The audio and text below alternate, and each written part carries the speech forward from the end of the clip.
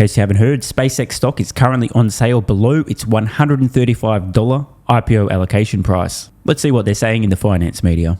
SpaceX shares down for a sixth straight day, now trading 45% off the record high hit in the days after its IPO. The stock got a bit of a pop midday after the Wall Street Journal reported on its talks to provide computing power to the Pentagon, but closed the day near its highs. The company, which allotted 30% of its shares in its debut to retail traders, has now wiped out about $1 trillion in market cap from the peak. Steve. Yeah, I mean, this is not. I remember Meta. I mean, Meta had a host of reasons. Meta IPO? Meta? Facebook. Right. Sorry, yeah. Oh, yeah. So it was a host of reasons that IPO went bad. But you remember they struggled for about a year for that stock price to really get back above the IPO price. You know what? Let's take a quick look. Let's see what actually happened from the Facebook IPO until present. IPO 2012, about $38 a share. Shortly thereafter, collapsed. Took about a year before it broke through the IPO price, and obviously it's been a total fucking disaster since, up a mere, 1,600% all time in a little over a decade. Anyway, let's get back to CNBS. This is, when we look at $124, it was a $135 IPO. Forget about the 150 print, forget about everything else. You got the allocation. That was a $135 IPO, so it's 10% basically off that IPO. Accurate. A little bit off the IPO allocation price, which is my dream scenario. I don't know if I mentioned it here on public videos or maybe it was just on Patreon, but I talked about this. The best possible outcome after the IPO was a stock cratering as much as possible. I'm attempting to build a position in SpaceX. I don't have unlimited money. The lower the price, the more value I'm getting, the more shares per dollar. I considered all sorts of different potential outcomes. It rockets and never gets below IPO price. It collapses, it's fairly steady. I modeled out all kinds of different scenarios and thought, what's likely, what's possible, what if this happens, what if that happens? And this is literally the dream scenario. It's now on sale below the IPO allocation price, which I was happy to load up on. I sought the maximum possible allocation at $135 per share. The worst case scenario for me, and I do mean this literally, was SpaceX stock IPOs, rips higher and never gets close to that original $135 again. I'm not even close to done buying SpaceX stock. I mean, technically I have no cash, so right now I can't buy anymore, but as soon as I have more cash available, straight into SpaceX stock. So all investors that are attempting to build a position in SpaceX right now are no doubt over the fucking moon. This may not have happened. It's a gift that it has. I'm still long. I got a very small allocation, like the rest of the people got very small allocations. I've added to it. I'm still long it, I think, with Cursor. And when you have Starlink, and who knows how many other companies he buys and how many they put in for a million permits for satellite. Fact check, true. For some context, currently there's roughly 10,000 Starlink satellites operating. The math's pretty simple here, but 1 million satellites isn't one order of magnitude more. It's two. We are talking about truly absurd scale. Crazy ambition, and this wasn't somebody in a presentation throwing out some random number. SpaceX has sought permission to launch these million satellites. On scale, they're going to be the biggest in this space. I'm still long. Tim, what's your take on, is it a bargain? I mean, like if you can get it at 135 or whatever, I mean, it's a bargain now, right? So in case you're new around here, a long time ago and in galaxy far, far away, Tim was shorting Tesla stock for a period of time. Obviously, that didn't particularly work out well for Tim. Melissa took the opportunity to roast him brutally on air at one point. After Tesla stock had continued to rip higher and higher and higher, she simply said, "You're still short, Tim." And I believe, if memory serves, maybe I'm hallucinating or don't remember well, but I'm pretty sure at that point in time, Tim, for some magical reason, was unable to hear exactly what Melissa had said and didn't respond. If I was a tinfoil hat wearing conspiracy theorist, I might actually think he heard the question, but he was suffering severe PTSD from the financial battering he had received. Didn't know what to say. Went into the flight or fight response as a protective mechanism. But obviously that's not actually what happened. There was just a coincidentally timed audio malfunction in his earpiece, preventing him from hearing Melissa's low-key jab/question. Now, the only reason I mention this context is just so that everyone watching is aware that historically, Tim not only didn't see value in Tesla, which subsequently ripped enormously above the point where he wasn't seeing value, but he was so convinced that it was massively overvalued that he was actively shorting the stock with eventually financially catastrophic consequences. Now, it might be different this time, but I'm just setting it up. He's 0 from 1 on Musk public companies to date. I'm not sure this is on the shelves at Dollar Tree. I think this is a case where it's actually, you can make an argument it's still expensive, especially when you consider where the valuation of this company was back in February when they completed the acquisition of XAI that looked genius and was genius. But actually then suddenly the combined entity put XAI at $250 billion and SpaceX over $1 trillion. By the time we came at $1.75 trillion,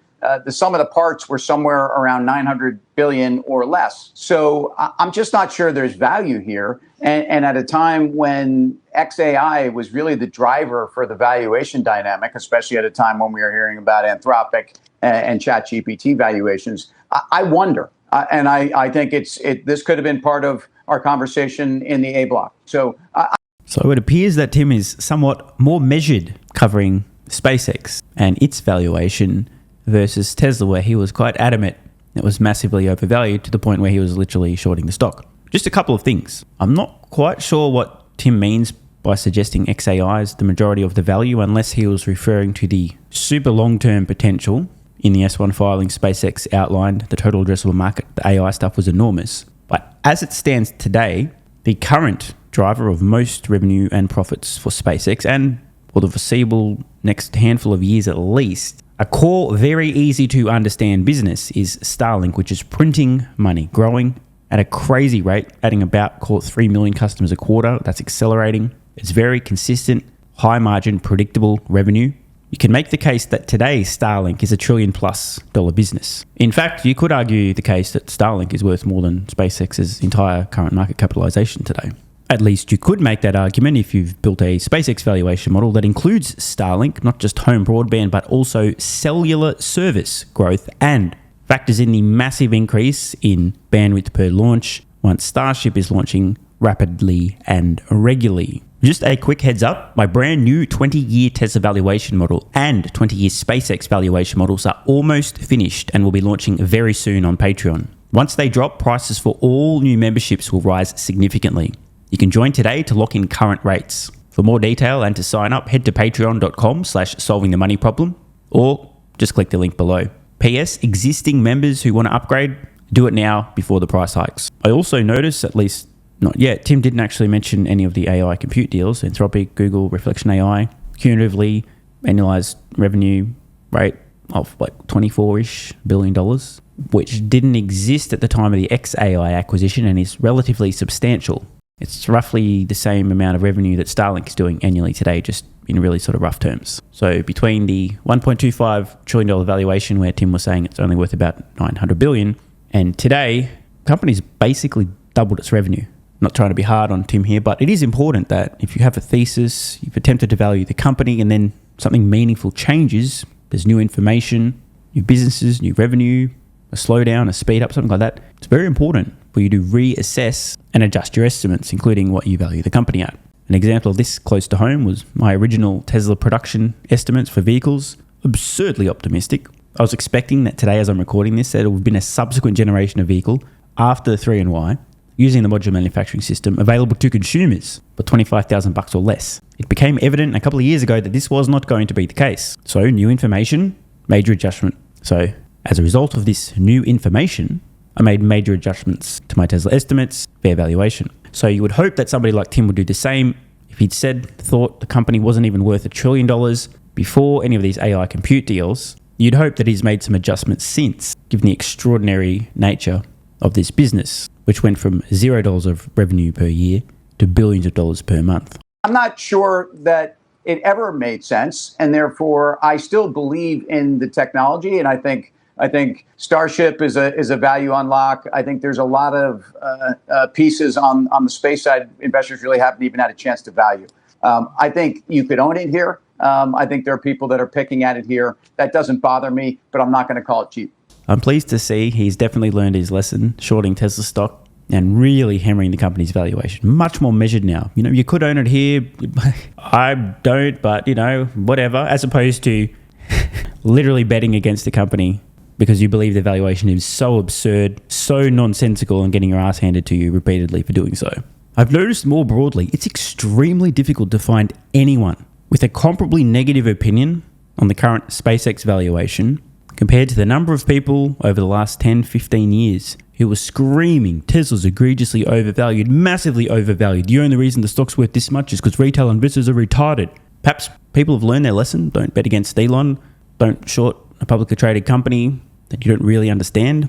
But this is about the best that I've seen so far, is Tim. And he's not saying, I hate the stock, I hate the valuation. He's just, I'm not really into it, but hey, whatever. This is quite remarkable to see. I agree with what Tim said about XAI. It was in the presentation, that was the bulk of the value. Mm-hmm. The two other businesses were interesting, but that was not where the value was. And so if you look at what's happened to the rest of the stories, they seem a lot cheaper to me than SpaceX. So and that's how I'm positioned. And price targets.